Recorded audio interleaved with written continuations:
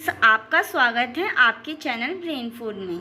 इस वीडियो में हम बीए प्रोग्राम के जो स्टूडेंट है सेकंड सेमेस्टर के, उनका जो हिंदी भाषा और साहित्य का जो MIL सब्जेक्ट है उसके यूनिट फर्स्ट के बारे में डिस्कस करने वाले हैं। जो आपका यूनिट जो फर्स्ट है वो हिंदी भाषा है और इसमें हम इसके जो क पार्ट है ना, इसमें आपके 3 चैप्टर टाइप में है। तो इसमें जो हमारा जो क पार्ट है उसका आधुनिक भारतीय भाषाओं का उद्भव और विकास, इसके बारे में स्टडी करेंगे कि आपको ना, मैं इसमें इस तरीके से कंप्लीट करवाऊंगी ना कि आपको दोबारा से एक बार बुक उठाने की ज़रूरत नहीं पड़ेगी, आपके माइंड में वो ऑटोमेटिकली याद हो जाएगा हर चीज़ें। तो आप इस वीडियो के एंड तक बने रहें, आपको बहुत अच्छा जानने को मिलेगा कि किस टाइप से जो आधुनिक हमारी जो भारतीय भाषाएं थी उनका उद्भव हुआ और कैसे कैसे वो डेवलप्ड होती चली गई। तो इस वीडियो के एंड तक बने रहना। अब हम इस वीडियो को स्टार्ट करते हैं। तो आइए अब हम देखते हैं कि जो आधुनिक हमारी जो भारतीय भाषाओं थी उनका उद्भव और विकास किस टाइप का हुआ था। पहले मैं आपको एक जनरल सी बात बता देती हूँ कि जैसे हमारी जो भाषाएं होती थी ना, उनका है ना जो आर्य थे उनका बहुत अधिक प्रभाव पड़ा था हमारी भाषाओं के ऊपर। तो यही चीज़ कही गई है ना कि जो हमारी जो संस्कृत भाषा है ना, जो हमारी हिंदी भाषा है वो हमारी एक तरीके से संस्कृत का ही प्राचीनतम रूप है। कौन सी जो हमारी भारत में हिंदी का प्राचीनतम रूप क्या है? संस्कृत है। इट मीन संस्कृत से ही ऑटोमेटिकली जो हमारी जो हिंदी भाषा है वो उत्पन्न हुई थी। इस जैसे है ना, आप इसको इस टाइप से भी ले सकते हैं ना कि इट मीन्स है ना, उस टाइम पे ना ओनली संस्कृत भाषा थी और संस्कृत भाषा ही नहीं अन्य भाषाओं को क्या किया, जन्म दिया। तो ये इस टाइप से ओके। ऐसे जो हमारा हिंदी का, इट मीन जो हिंदी थी उसका प्राचीनतम रूप, उसका पुराना रूप तो संस्कृत ही है। तो यही बात कही गई है। और जो संस्कृत का है ना, इट मीन्स जो टाइम पीरियड था ना वो कब से कब तक था, वो 1500 ईसा पूर्व, इट मीन्स BC से लेकर 500 ईसा पूर्व तक माना जाता है। अब ये सोचेंगे आप कि टाइम जो है ये आपको अपोजिट क्यों दे रखा है, तो आपने अपने उसमें पढ़ रखा होगा हिस्ट्री में कि टाइम पीरियड पहले क्या था। जैसे ये ईसा मसीह थे तो उनके जन्म के बाद को AD कहा जाता था, ईस्वी कहा जाता था, और उनके पहले के काल को क्या कहा जाता था, BC कहा जाता था, बिफोर क्राइस्ट करके बोला जाता था। तो यही चीज़ है कि नहीं अपोजिट में चलता है। जैसे आपने मैथ्स में नंबर सिस्टम पढ़ रखा होगा, तो नंबर सिस्टम में क्या होता था, ये 1 होता था, ये 2 होता था, 3 होता था और 4 होता था। तो इसमें सबसे बड़ा डिजिट क्या है, 4 है। और ऐसे ही अगर इधर हम जाते रहते थे तो ये -1, -2 और -3, तो इनमें से सबसे बड़ा डिजिट कौन है? अगर -3 और -1 में बोला जाए तो इनमें से कौन सा बड़ा डिजिट, -1 होता था। तो इसी टाइप से ही होता था कि ये टाइम पीरियड है ना, कुछ इस टाइप से चलता था। ये ईसा पूर्व था तो इधर मान लीजिए 100 है, इधर 200 है, इधर 300, इधर 400, 1500। तो वही कहा गया कि 1500 ईस्वी से लेकर 500 ईसा पूर्व तक माना जाता था। और इस काल में ना जो संस्कृत थी ना वो बोलचाल की भाषा थी।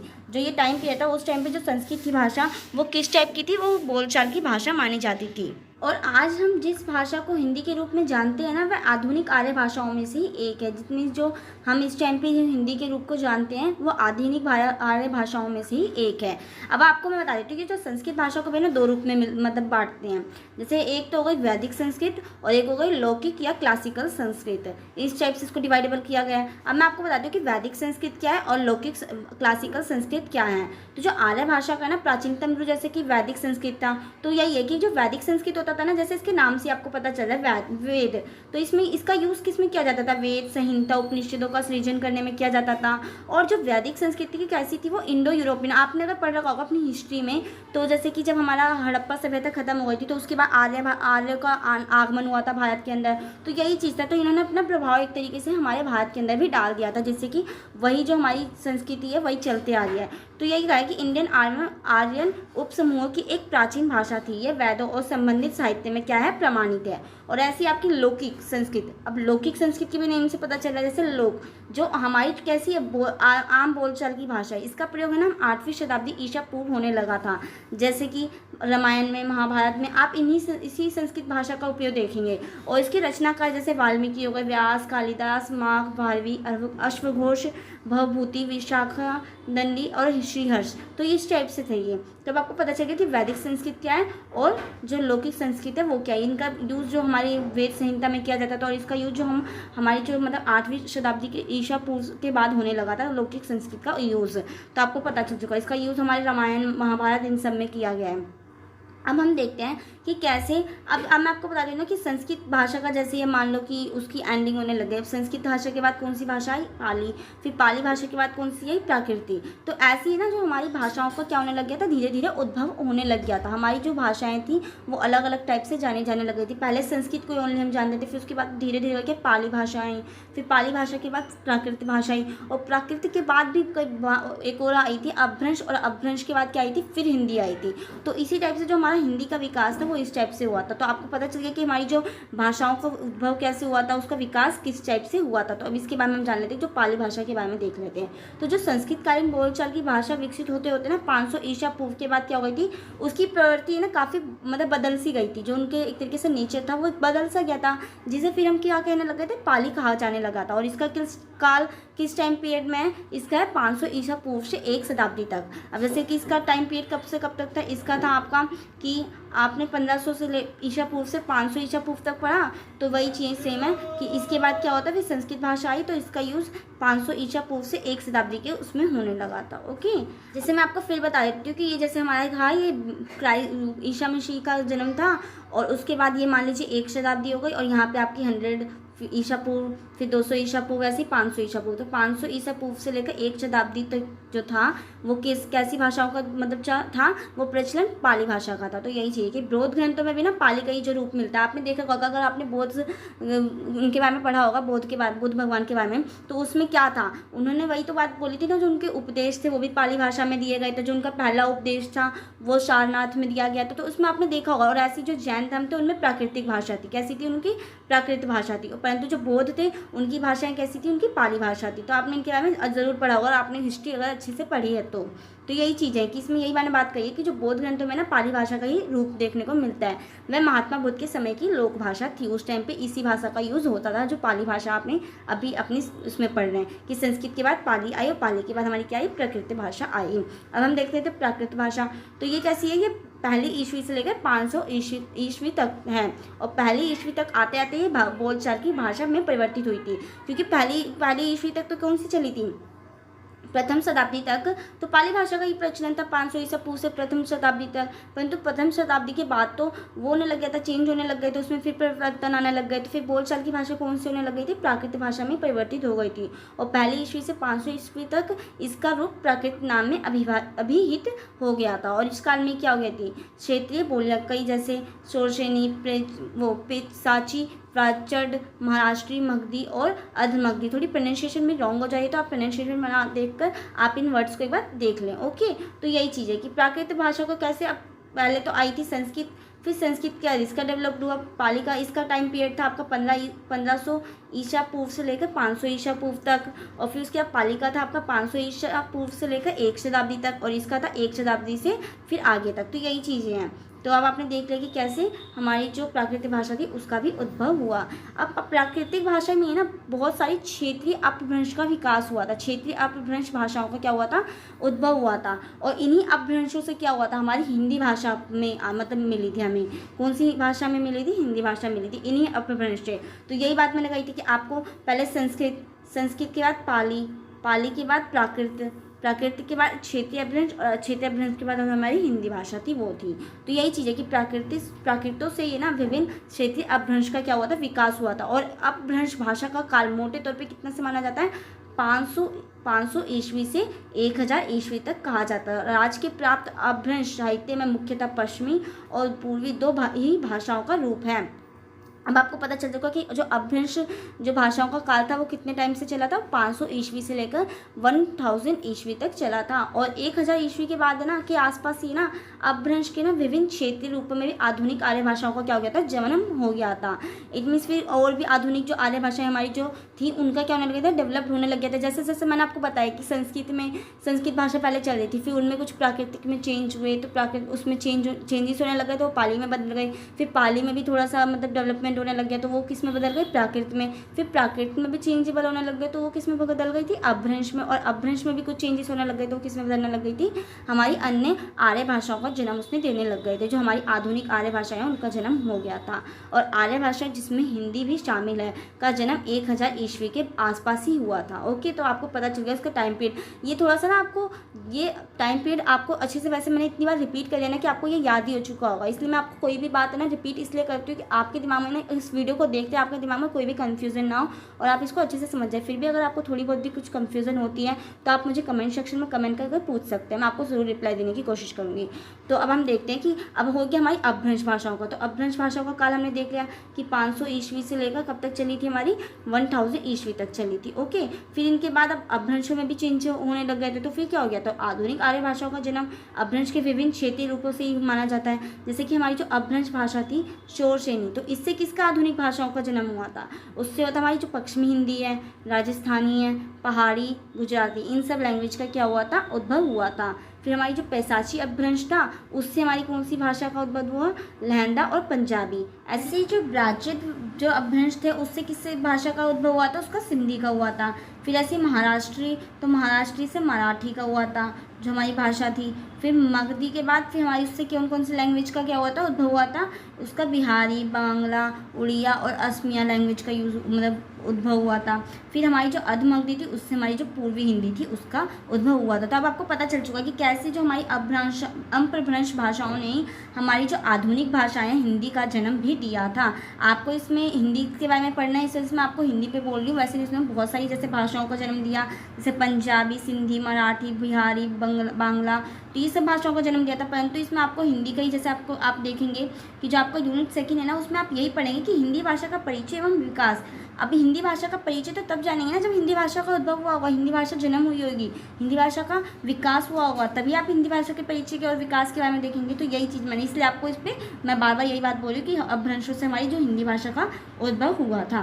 नेक्स्ट इसमें यही बात कही गई कि जो उपयुक्त विवरण से स्पष्ट होता है ना कि जो हिंदी भाषा का है ना उद्भव अपभ्रंश के शोरसेनी से हुआ था, अर्धमगधी से हुआ था और मगधी रूपों से ही हुआ था। जैसे अर्धमगधी से आपकी पूर्वी हिंदी से हुआ नहीं है जन्म, तो यही चीज़ें बोली गई है इसमें। तो अब आपको पता चल जाएगा कि कैसे कैसे इसका वो हुआ। तो अब इसको सीक्वेंस में आपको मैं दोबारा से रिपीट कर देती हूँ। पहले कौन सी भाषा थी, संस्कृत, संस्कृत के बाद पाली, पाली के बाद प्राकृत, प्राकृत के बाद आपकी अपभ्रंश, अपभ्रंश के बाद आपकी कौन सी, हिंदी भाषा। ओके, तो आपको ये पता चल चुका। अब हम देखते हैं जो आधुनिक आर्य भाषाओं का जो संक्षिप्त वर्णन, इनमें जितनी भी ये भाषाएं हैं उनके बारे में हम जान के उनकी विशेषताओं के बारे में हम देखेंगे कि इनकी क्या क्या विशेषताएं हैं, इनके बारे में हम थोड़ी सी नॉलेज ले लेते हैं। ये आपके वो सिलेबस के अकॉर्डिंग आपको पढ़ना ज़रूरी है। तो यही चीज़ें हैं कि आधुनिक आर्य भाषाओं का अब हम वर्णन देखते हैं इसमें, जो आपकी हिंदी भाषा है। अब इसके बारे में देखते हैं। इसे मैंने आपको ना मोस्टली आपको 3 ही पॉइंट ऐसे करके लिखवाए ना जिससे कि आपको याद करने में ईजी हो। जैसे मैंने आपको पहले इसमें इसकी वो बता दिया, लिपि बता दिया है, लिपि के साथ मैंने इनकी बोली जाने वाली जो भाषाएँ हैं उनको बता दिया, और ये कहाँ से किस अपभ्रंश से उत्पन्न हुई ये चीज़ बताई है, किस अपभ्रंश से ये भाषा उत्पन्न हुई है वो चीज़ बताई। तो ये 3 ही चीज़ें हर चीज़ में रिपीट हो रही है, आपको बस यही 3 चीज़ याद कर लेना तो आपके लिए बहुत ज़्यादा प्रॉफिटेबल होगा। ओके, तो इसमें जैसे मैंने आपको बताया कि जो सिंधी शब्द का संबंध संस्कृत से है और सिंधी देश में ना सिंधु के दोनों किनारों पर सिंधी भाषा बोली जाती है। तो सेकंड पॉइंट है, तो यही चीज़ है कि जो सिंधी नदी के दोनों किनारों पर कैसी भाषा बोली जाती है, सिंधी भाषा का उपयोग किया जाता है। इसका सेकंड पॉइंट आपको जो सिंधी की ना मुख्यतः 5 बोलियाँ हैं। कौन कौन सी 5 बोलियाँ हैं, कौन कौन सी आपकी 5 बोलियाँ, इनमें जो विचोली हो गई, सिराइकी हो गई, धरेली हो गई, लासी, लाड़ी है। और सिंधी की जो अपनी लिपि का नाम क्या है, लंडा है। जो इसकी लिपि है उसका नाम कैसा है, लंडा है। परंतु जो इसमें यूज़ जो इसमें लिखी जाती है ना, किंतु यह गुरुमुखी तथा फारसी लिपि में लिखी जाती है इसकी लिपि कौन सी, लंडा, परंतु जो लिखी जाती है वो कैसी, गुरुमुखी और फारसी लिपि में लिखी जाती है सिंधी भाषा का। तो जैसे कि मैंने आपको स्टार्टिंग में बताया था कि मैं आपको इसमें से 3 ही चीज़ बताऊँगी कि इसकी लिपि कौन सी है, कौन सी बोलियाँ इसमें हैं, इसमें जैसे 5 बोलियाँ थी, विचोली, सिराइकी और इस टाइप से, और ये किस अपभ्रंश से ली गई है। तो यही चीज़ मैं आपको इन सब में बताऊंगी। ओके, ऐसी आपकी लहंदी जो भाषा थी। अब लहंदा जो शब्द है ना, इसका शाब्दिक अर्थ क्या है, पश्चिमी, और इसके अन्य नाम पश्चिमी पंजाबी जैसे हिंदी की, जट की आदि है। ओके, और इसकी भी सिंधी की भांति अपनी लिपि कौन सी है, लंडा है, परंतु प्राय फारसी लिपि में इसको क्या कहा जाता है, लिखा जाता है इसकी जो लिपि वो लंडा है, परंतु लिखा किस में जाता है, फारसी लिपि में लिखा जाता है। और इसकी 4 बोलियाँ जैसे लहंदा हो गई, मुल्तानी हो गई, पोटवारी हो गई, धन्नी हो गई। जैसे बोलियाँ मैंने आपको बता दी कौन कौन सी, लहंदा, मुल्तानी, पोटवारी और धन्नी। ओके, नेक्स्ट है आपका पूर्वी पंजाबी। अब ये किससे ली गए थे, जैसे जो पूर्वी पंजाबी थी आपकी वो किससे थी, पूर्वी पंजाबी आपकी ये भी पेशाची जो अपभ्रंश था उससे प्राप्त की गई थी। तो इसके हम देखते हैं कि जो ये ना जो पंजाबी शब्द का क्या मतलब होता है, पंजाब से बना है, और जिसका क्या अर्थ होता है, 5 नदियों का देश। पंजाब की क्या है, 5 नदियों का देश है, जिसमें सिंधु की जितनी भी सहायक नदियाँ होती हैं वो जाकर वो होती हैं। और इसकी भी लिपि क्या है, लंडेप, किंतु अब इसका सुधार रूप गुरुमुखी व्यवहार में आता है। और इसकी जो प्रसिद्ध बोली कौन सी है, डोगरी है, और जो कि टाकरी लिपि में लिखी जाती है। ये चीज़ आपको बता दी, इसकी विशेषताएं आपको मैं बता रही हूँ, जिससे कि आपके पेपर में अगर आती है जितनी भी अपभ्रंश भाषाओं का एक तरीके से वर्णन करने के लिए, जो आधुनिक हमारी आर्य भाषाओं का संक्षिप्त वर्णन करने के लिए इस टाइप से आपसे क्वेश्चन पूछ सकता है, तो आप इसको ईजिली लिख पाएँ और आपके दिमाग में ये क्या कर सके, एग्जिस्ट कर पाए। हाँ, आपके दिमाग में ये चीज़ रहे कि आप इसको आसानी से लिख पाएंगे। नेक्स्ट आपको गुजराती लैंग्वेज, जो मोस्ट इंपॉर्टेंट है मैंने उन्हीं को लिया है, ज़्यादा नहीं लिया है मैंने आपको। जितनी भी थी उनमें से कुछ मैंने जो आपने सुन रखे, जैसे गुजराती, मराठी, ये सब आप लैंग्वेज सुनते भी हैं, देख भी आपने अपने कानों से सुन भी रखा है इन लैंग्वेजेस को। तो यही चीज़ है, गुजराती है कि गुजरात की ना अपनी लिपि है जो गुजराती नाम से प्रसिद्ध है, और इसकी लिपि पुरानी नागरी से विकसित हुई है। जो देवनागरी की जो पुरानी मतलब है उसी लिपि से क्या हुई है, इसकी भाषा विकसित हुई है। मराठी जैसे हो गई, अब मराठी क्या हम देखते हैं कि मराठी कहाँ पे बोली जाती है, महाराष्ट्र में बोली जाती है, और महाराष्ट्रीय अपभ्रंश से ही निकली भी है ये मराठी भाषा। जैसे कि मैंने आपको बताया था कि इसमें अपभ्रंश आपको लिखना ज़रूरी है। मैंने अगर नहीं भी लिखा होगा तो भी आप लिखना कि ये किस अपभ्रंश भाषा से ये भाषा क्या है, उत्पन्न हुई है। आर्य भाषा जो है किस अपभ्रंश भाषा से उत्पन्न हुई है, और महाराष्ट्र प्रदेश की भाषा है। मराठी की अपनी लिपि कौन सी है, देवनागरी है, और इसकी प्रमुख बोलियाँ कोंकणी है, नागपुरी है, कोष्टी है और म्हारी है। ओके, नेक्स्ट आपका 6th है पश्चिमी हिंदी। अब पश्चिमी हिंदी जो आपके पश्चिम में बोली जाती है इस साइड, और सोर ये किस अपभ्रंश से उत्पन्न हुई है, आपकी जो सोरसेनी अपभ्रंश से इसका क्या हुआ है, विकास हुआ है। और इसमें कन्नौजी, बांगरू, बुंदेली, खड़ी बोली और ब्रज, ये 5 बोलियाँ बोली जाती है। और ये आपने खड़ी बोली और ब्रज के बारे में तो बहुत सुन रखा होगा, जब आपने 11th-12th में अपनी जो कबीर ये सब रहीमदास, तो इन सब की भाषाएं आप जब पढ़ते थे, मतलब जो इनके दोहे हुए, तो ये ब्रज और खड़ी बोली में ज़्यादातर लिखे जाते। तो यही चीज़ है, ये बहुत मोस्ट इंपॉर्टेंट बोली है, क्योंकि हमने इसको अपनी सिलेबस में भी पढ़ रखा है। जो छोटी क्लासेस थी आपकी 11th-12th में, इसको आपने देख रखा है। और खड़ी बोली की लिपि कैसी है, वो देवनागरी है। नेक्स्ट आपका पूर्वी हिंदी, इसका विकास जो है वो अर्ध मध्य अपभ्रंश से हुआ है, और इसमें आपकी अवधी, बघेली, छत्तीसगढ़ 3 बोलियाँ बोली जाती हैं, और इसमें जो नागरी लिपि का ही प्रयोग है, जो नागरी वर्ड लिखा है वो देवनागरी का ही पुराना रूप है। ओके, नेक्स्ट आपका बिहारी, इसका विकास है ना आपकी मैथिली और मगही और भोजपुरी अपभ्रंश से हुआ है, और इसकी लिपि नागरी, मैथिली तथा महाजनी है। आपने इनके नाम सुन रखे हैं, तो आपको पता चलिए अपभ्रंश तो आप ज़रूर बताना कि किस अपभ्रंश से क्या हुई है, उत्पन्न हुई है ये भाषा। और उसके बाद आप उसकी लिपि बता सकते हैं, और लिपि के बाद आप उसकी क्या बता सकते हैं, उसके बाद उसकी कुछ बोलियाँ बताना आपको, ठीक है। नेक्स्ट आपकी उड़िया, जो उड़ीसा में बोली जाती है, मीन्स उड़िया प्रांत को भाषा है। इसकी लिपि पुरानी नागरी से निकली है, किंतु द्रविड़ प्रभाव के कारण बहुत कठिन हो गई है। इट मीन्स इसका ना राजनीतिक प्रभाव इतना पड़ गया है ना कि यहाँ पे बहुत सारी मतलब राजनीतिक कारण से ना इसमें तेलुगु, मराठी इन सब का रूप मिल गया है। तो अगर आप इसे सुनेंगे ना तो आपको ये समझ में इतनी नहीं आएगी, जो उड़िया लैंग्वेज है वो आपको इतनी अच्छे से समझ में नहीं आएंगी जो भाषा है। ओके, नेक्स्ट आपका राजस्थानी 10th और लास्ट आपका है। इसमें है कि ये सोरसेनी की नगर अपभ्रंश से इसका क्या हुआ है, विकास हुआ है, और इसकी जो लिपि है नागरी और महाजनी है। इसमें मारवाड़ी, जयपुरी, मेवाती आदि कई बोलियाँ क्या की जाती हैं, बोली जाती हैं। तो अब आपको पता चल चुका कि जो इनकी विशेषताएं, जो अपभ्रंश है, सॉरी जो आधुनिक आर्य भाषाओं का क्या क्या मतलब, इसमें मैंने आपको एक तरीके से शॉर्ट में आपको इन्फॉर्मेशन दे दी है कि किस अपभ्रंश से ली गई है, कौन सी लिपि है और कौन सी बोलियाँ इसमें बोली जाती हैं, जो कि आपके पेपर के पॉइंट ऑफ व्यू से बहुत ज़्यादा इंपॉर्टेंट है। ये आपसे सीधे डायरेक्ट क्वेश्चन भी पूछा जा सकता है। तो अब आपको अगर ये वीडियो अच्छी लगी होगा, आपको समझ में आया हो कि कैसे हमारी जो आधुनिक आर्य भाषाओं का उद्भव और विकास किस टाइप से हुआ था, तो आप इस वीडियो को ज़रूर लाइक करें। और थैंक यू सो मच इस वीडियो को एंड तक देखने के लिए। अब जो हमारी नेक्स्ट वीडियो होगी यूनिट 1 की, इस पार्ट के ऊपर होगी हिंदी भाषा का परिचय एवं विकास। उसमें हम हिंदी भाषा के विकास के बारे में जानेंगे। तो अगर आप इस चैनल पर नए हैं तो इस चैनल को सब्सक्राइब कर बेल आइकन को जरूर प्रेस करें। आपको इस पर ऐसी और इन्फॉर्मेटिव वीडियो प्रोवाइड होती रहेंगी। अब हम मिलते हैं नेक्स्ट वीडियो में, जब तक के लिए बाय।